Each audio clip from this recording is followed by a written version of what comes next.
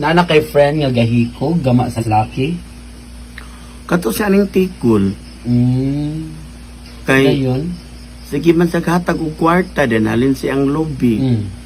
Dayon, sa pila ka mga adlaw, nahibalaan naman lang niya nga naaminyo na di ay ko sa kababayi.